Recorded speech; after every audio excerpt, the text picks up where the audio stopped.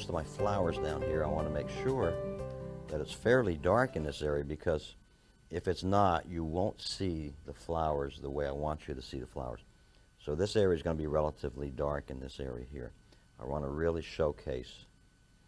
And I've got some frisket on those flowers. We talked about the frisket on the edge of the trees up here. I've also got it on my flowers down here. And the reason for that is I want to make sure that I protected that area, so I can take the frisket off and then paint the flowers.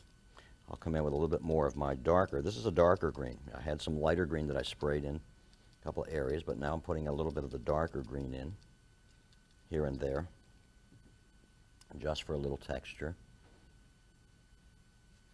I want to make sure that I've got this nice and dark and rich color down here, this dark green, dark blue.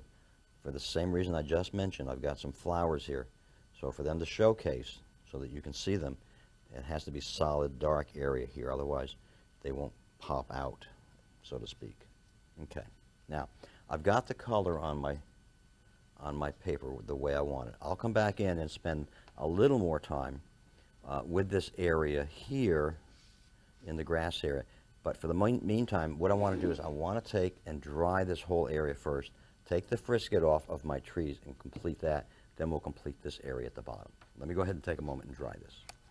I'm going to come in and take my larger brush, my 1-inch flat brush, mix up some more of the dark green, dark blue, my ultramarine blue deep, my hooker green deep.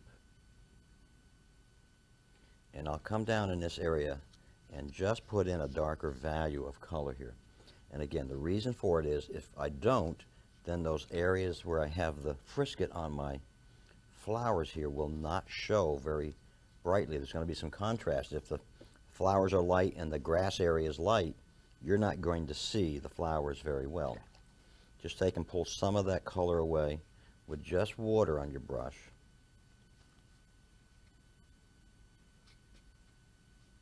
And we've got some nice textures going on here as well. Now I have to stop and I have to dry this. Now I'm ready to remove the frisket over here. I'm going to take my frisket remover again. I'm going to remove where the flowers are. See how I'm pulling that frisket away, and now I've got the white of the paper where the flowers are. Let me take a moment here. We're going to put in a little bit of yellow for some flowers here. We may even add a touch of red to it just to make it a little more exciting. Some yellow, some orange in this case. Make sure it's nice and clean. Make sure your colors are always nice and clean.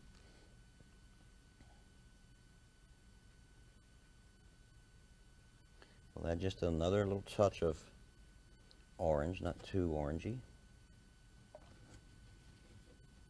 Just a little bit. Just putting in some nice color. You don't have to spend a lot of time on them. Don't be so exact that you have to go inside all of the lines. Just put in the color. It will look very natural, like so. Okay, and I realistically need to dry that quickly and put in the centers of the flower, and I'll do that in a minute. But let me just take one moment and come up here. See how I've got the flowers in here now? And let me go ahead and take one moment, dry this, and then we'll put the finishing touches on. We'll be finished. Now again, it's dry, so I'm going to take my burnt sienna with my number 8 round brush, and I'm going to go ahead and put in just a little center to some of these flowers, and that's all I'm going to do. Just keep it really simple. And now you can see the wildflowers here in the foreground of this particular painting. Now if you want to get fancy, you can come in and take and put in a couple of stems or something of that nature if you want to just get a little crazier, and some leaf and so forth. I don't know that that's necessary, but if you feel that it is, then you can go ahead and do that too. I'll show you how I would do it. Just a couple of little suggestions of some leaf area there. Don't do it everywhere, but just in the foreground.